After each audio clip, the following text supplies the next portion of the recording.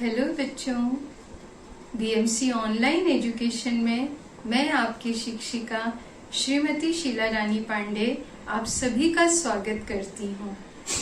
कक्षा 7वीं हिंदी नई विषय वस्तु लेकर मैं आपके समक्ष उपस्थित हुई हूँ।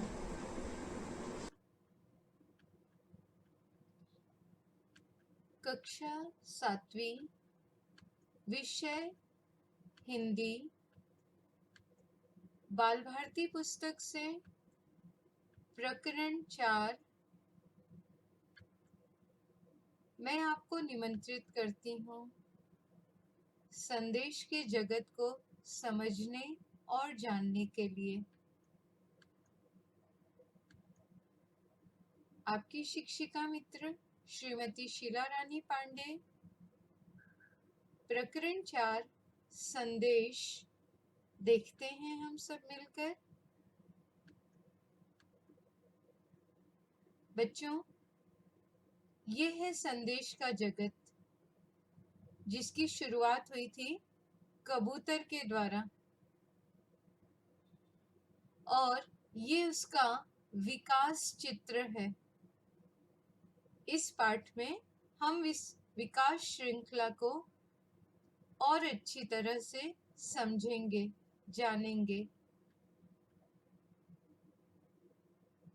रेडियो संदेश का जन सामान्य तक पहुंचने का माध्यम बना। भित्ति चित्र चित्रों के माध्यम से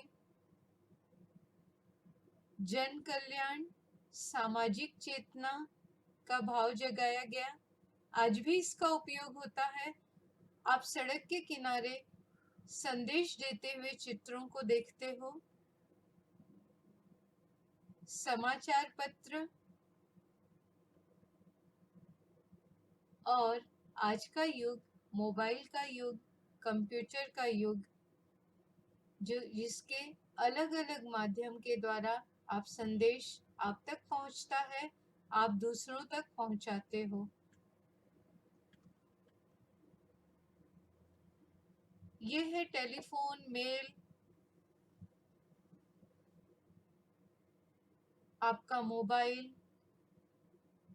जिसके द्वारा आप संपूर्ण विश्व तक संदेशों को पहुंचाते हो, ग्रहण करते हो। बच्चों, ये एक पूरा अंतर्जाल बना हुआ है विश्व स्तरीय, जहां पर सैटेलाइट के द्वारा उसे माध्यम बनाकर संदेशों को प्राप्त किया जाता है, भेजा जाता है। संदेशों का आदान प्रदान होता है। यह अंतर्जाल दिखा रहा है कि किस तरह से विभिन्न संदेश पूरे विश्व स्तर पे, पूरी धरती पर पहुंचते हैं, आते हैं। संदेश जो 2 लोगों तक सीमित था, आज पूरे विश्व को इसने अपने साथ जोड़ के रखा है। एक जाल सा विश्व स्तर पे बना हुआ है। ये हमें जोड़ने, लोगों के भाव को समझने और अपने भाव को व्यक्त करने का सशक्त माध्यम है।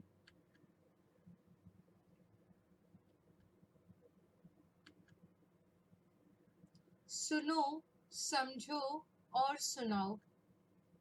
प्रकरण 4 संदेश।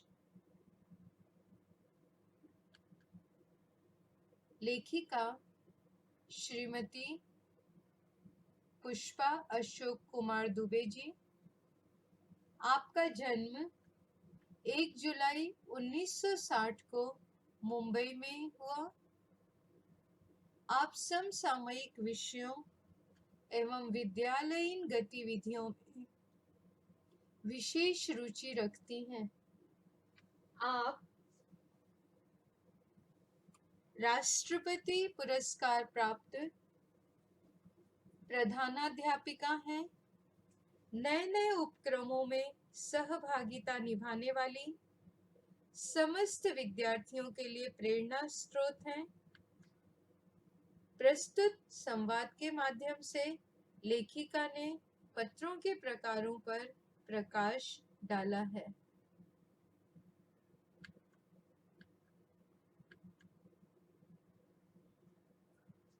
यह प्रकरण संवाद के रूप में है।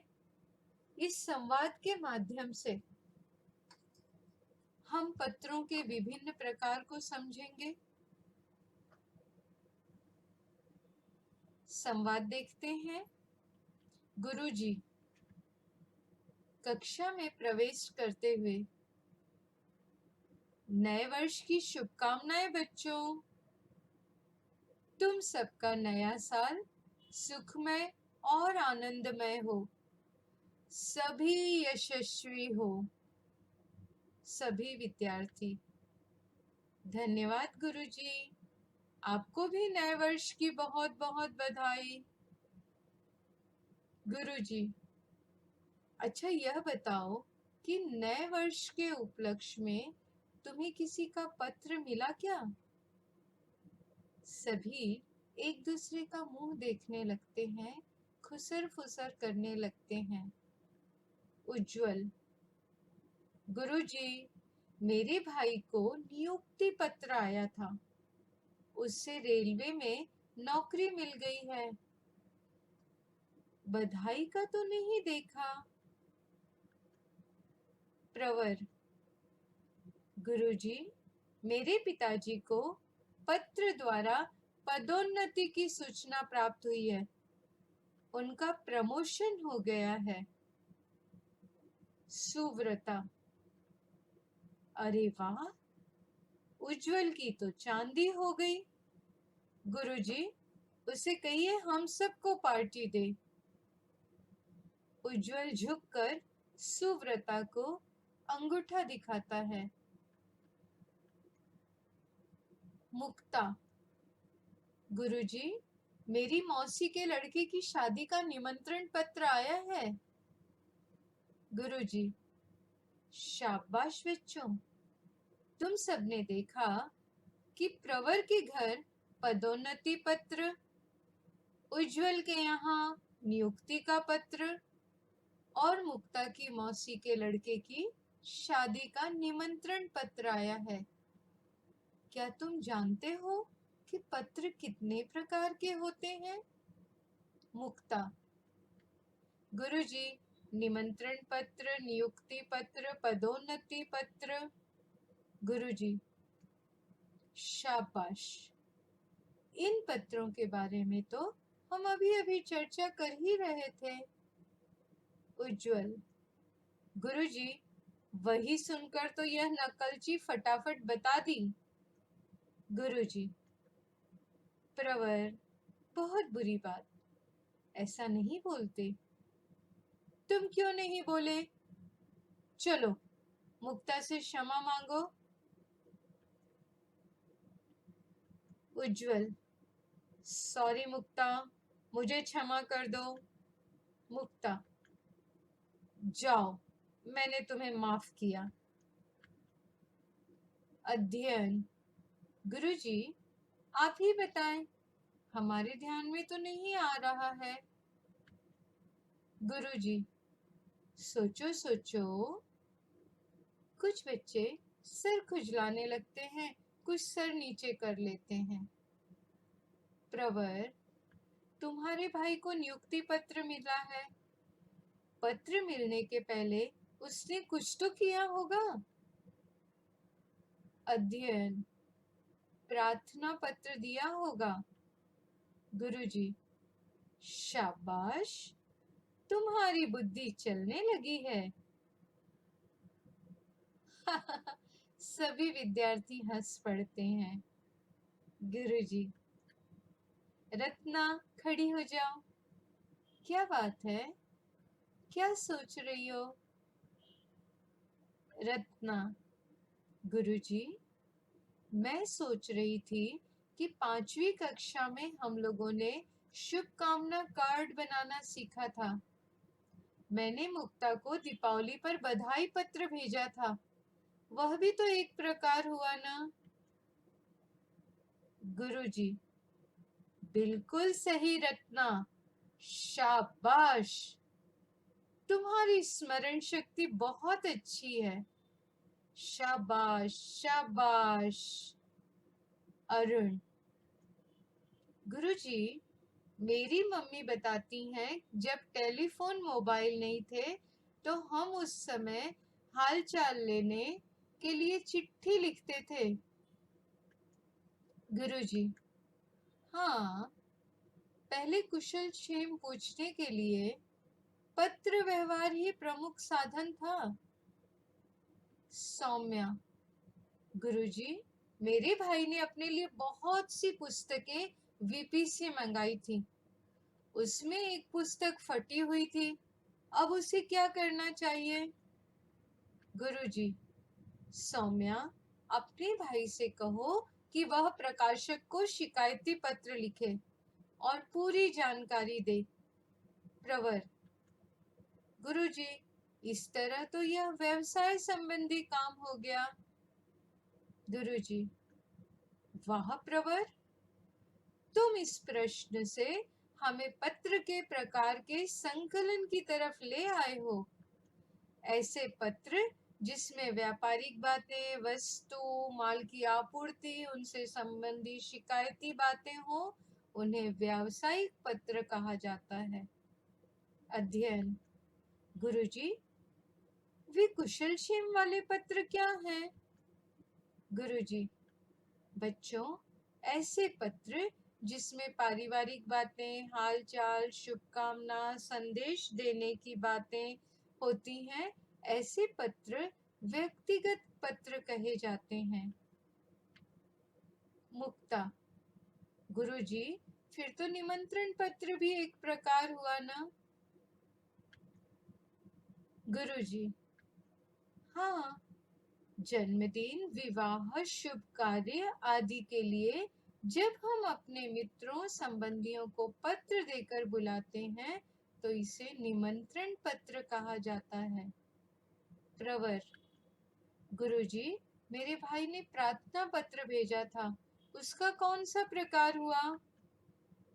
गुरुजी, अधिकारी, प्रशासक, संस्था प्रधान आदि से जब हम कोई पत्राचार करते हैं तो उसे आवेदन पत्र कहते हैं। सौम्या, गुरुजी, और कोई शेष है क्या? कोई छूट तो नहीं गया? गुरुजी, हाँ सौम्या, राज्य शासन, केंद्रीय शासन के शासकीय कार्यालयीन पत्रों को सरकारी पत्र कहते हैं।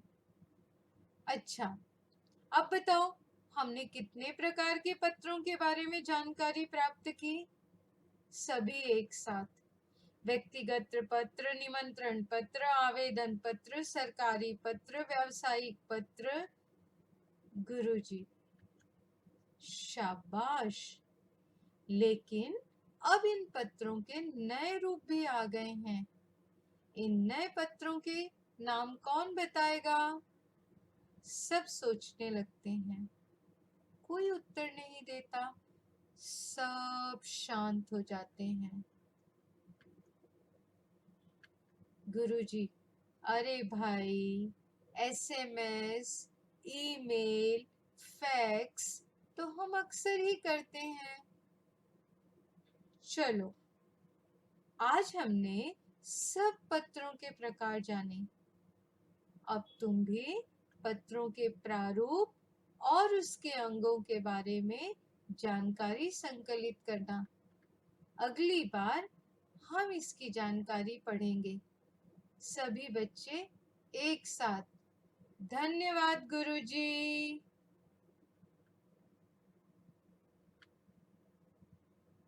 तो बच्चों, हमने देखा पत्रों की दुनिया, संदेश की दुनिया, जो कि एक नेट तैयार करती है, एक जाल तैयार करती है, हम सबको एक दूसरे से जोड़ती है, कभी हम मन की बात करते हैं, कभी प्रशासकीय बात करते हैं और कई बार हम औपचारिक बातें और कई बार अनौपचारिक बातें करते हैं।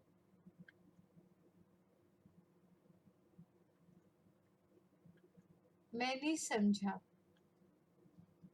पत्र प्रारंभ से ही मानव जीवन का महत्वपूर्ण अंग रहा है। यद्यपि इसके अनेक प्रकार हैं, समय के साथ साथ इसको प्रेषित करने के ढंग और शैली में अनेक परिवर्तन आए हैं, लेकिन यह हमेशा से संप्रेषण का प्रभावशाली माध्यम रहा है। पत्र। विद्यार्थी मित्रों, आपके लिए मैंने यहाँ पत्र के प्रकारों को संकलित किया है ताकि आपको समझने में आसानी हो। पत्र के दो प्रकार होते हैं, औपचारिक पत्र। औपचारिक पत्र अर्थात वे पत्र होते हैं जिसे हम एक निश्चित ढांचे में लिखते हैं और कई बार ये निश्चित प्रारूप में आता है, आपको सिर्फ उसमें जानकारियां भरनी होती हैं। अक्सर ये प्रशासकीय बातों से संबंधित होते हैं।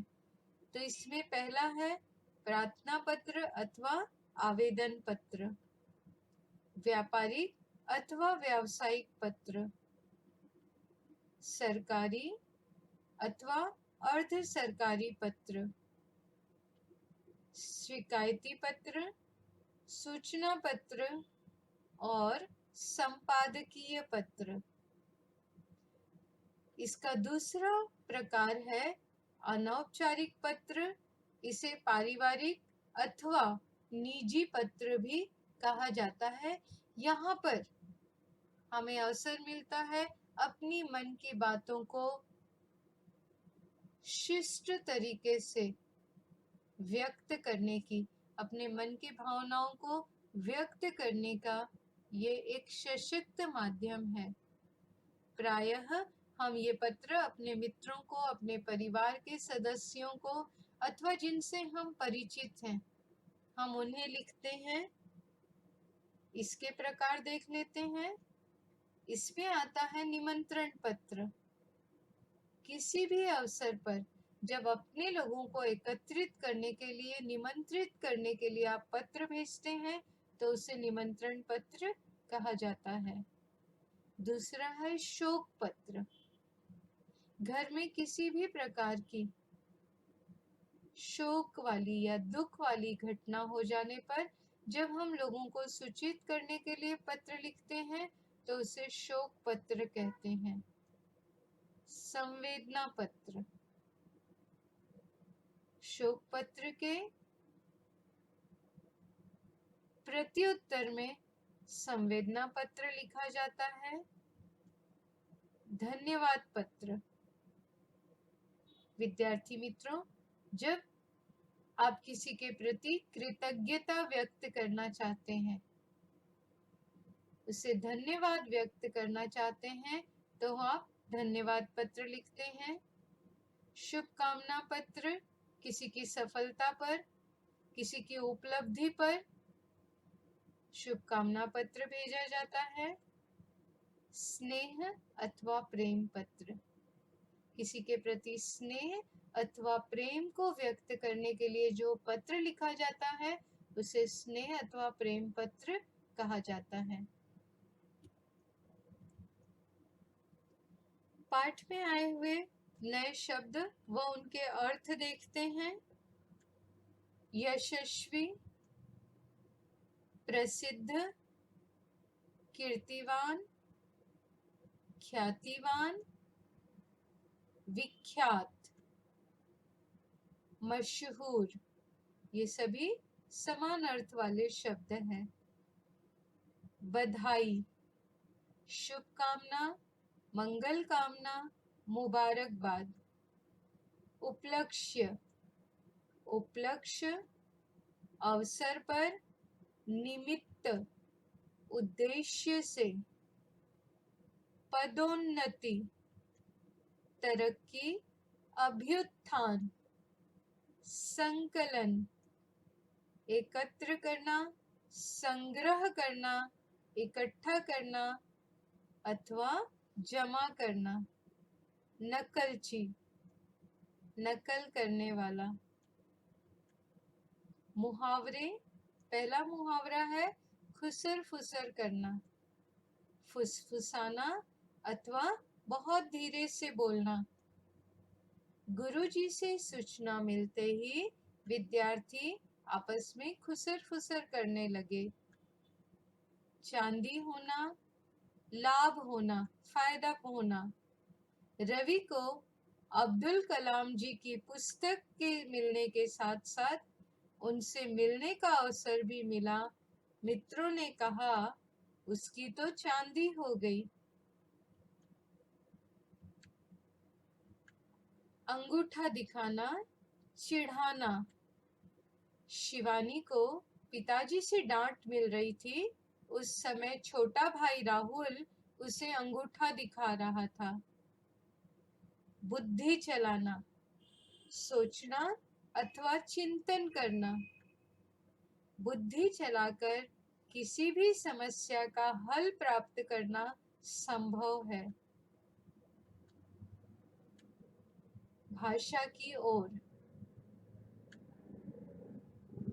दिए गए हिंदी मराठी समुच्चारित भिन्नार्थक शब्दों का अर्थ लिखो। इस शब्द को समझिए बच्चों। समुच्चारित भिन्नार्थक शब्द एक ही समान उच्चारित किए जाते हैं, एक ही शब्द है, लेकिन वो विभिन्न अर्थ रखते हैं, अलग अलग अर्थ रखते हैं हिंदी और मराठी में।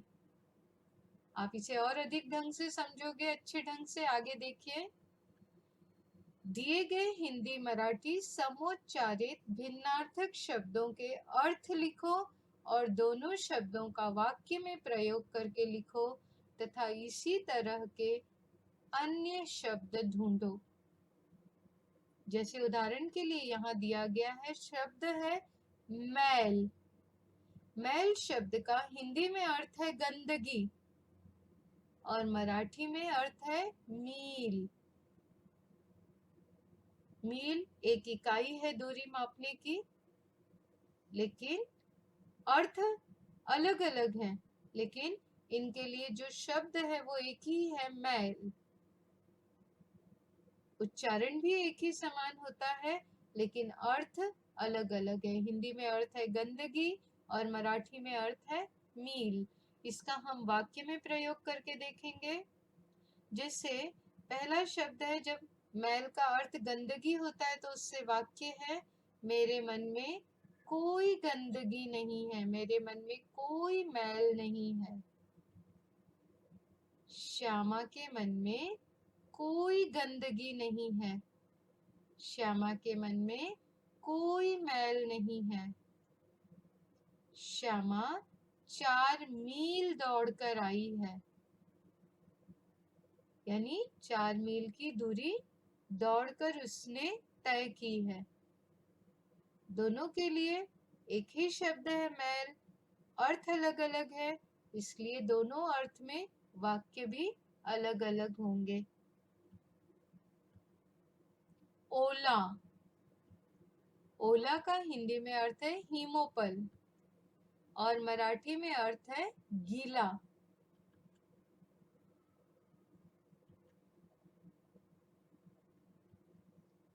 आज उत्तर प्रदेश में वर्षा के साथ साथ ओले भी गिरे। मराठी में जब हम ओला बोलते हैं तो उसका अर्थ होता है गीला। गीला कचरा, सूखा कचरा अलग अलग रखें। ओला कचरा, सूखा कचरा वेगवेगळे ठेवा। और हिंदी में कहेंगे तो हम कहेंगे गीला कचरा सूखा कचरा अलग अलग रखें। पीठ, आप अपना बैग अपनी पीठ पर रख के लाते हो ना। हिंदी में पीठ का अर्थ होता है पृष्ठ और मराठी में पीठ का अर्थ होता है आटा। गहूचा पीठ, ज्वारीचा पीठ, बाजऱ्याचा पीठ। तो शब्द एक ही है पीठ, उच्चारण भी समान है, लेकिन हिंदी में इसका अर्थ है पृष्ठ और मराठी में अर्थ है आटा। मगरमच्छ के पृष्ठ पर शल्क होता है। ज्वार के आटा से भाकरी अथवा रोटी बनती है। ज्वार के पीठ से भाकरी अथवा रोटी बनती है। तो पीठ का अर्थ है मराठी में है आटा। कल, कल का हिंदी में अर्थ है विगत या भावी कल, एक दिन पहले वाला। जैसे आज से पहले वाला दिन क्या है? कल। और मराठी में कल का अर्थ है प्रवृत्ति, आचरण। कल हम सभी पुस्तक प्रदर्शनी में गए थे। श्याम का आचरण अनुकरणीय है। श्यामला चित्र बनवण्याचा कल आहे। पाठ, हिंदी में पाठ का अर्थ है तख्ता या पल्ला और मराठी में पाठ का अर्थ है अध्ययन करना या स्मरण करना। हवा से द्वार का पाट बंद हो गया। गुरुजी ने कहा गीता का अध्ययन कर लो। गीताचा पाठ करून घ्या। गुरुजींनी सांगितलं गीताचा पाठ करून घ्या।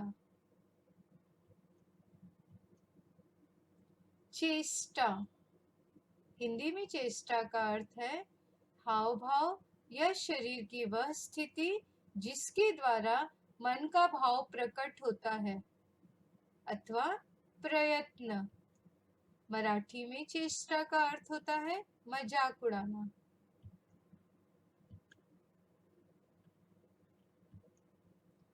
विदूषक बच्चों को हंसाने की चेष्टा कर रहा था। विदूषक बच्चों को हंसाने की चेष्टा कर रहा था। मराठी में अगर हम देखें तो कभी भी किसी का मजाक नहीं उड़ाना चाहिए। कधीही कुणाची चेष्टा नाही केली पाहिजे। काल, हिंदी में काल का अर्थ है समय अथवा मृत्यु। मराठी में काल का अर्थ है विगत दिवस, बीता हुआ दिन। जीवन में आगे बढ़ना है तो काल का आदर करो, समय का आदर करो। बड़े कह गए हैं काल करे सो आज कर। काल मी माझ्या मावशीच्या घरी गेली होती। पाल, हिंदी में पाल का अर्थ होता है बांधने की रस्सी। मराठी में पालक अथवा छिपकली। नाव में पाल बांध दी गई। अपने पालक का सम्मान करो।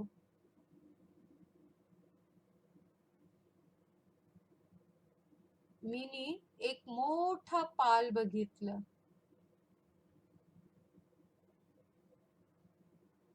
तो विद्यार्थी मित्रों,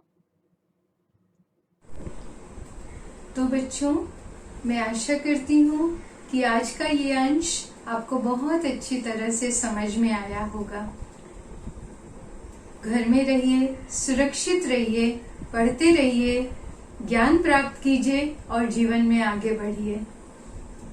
जब भी आपको कुछ परेशानी हो, इस वीडियो को आप दोबारा ओपन करके पढ़ सकते हैं। मैं नए नए विषय वस्तु और आपके पाठ्यांश लेकर फिर उपस्थित होंगी आपके बीच। नए वीडियोस की आपको सूचना मिलती रहे, इसके लिए इस चैनल को लाइक कीजिए, सब्सक्राइब कीजिए और मुझसे जुड़े रहिए। धन्यवाद।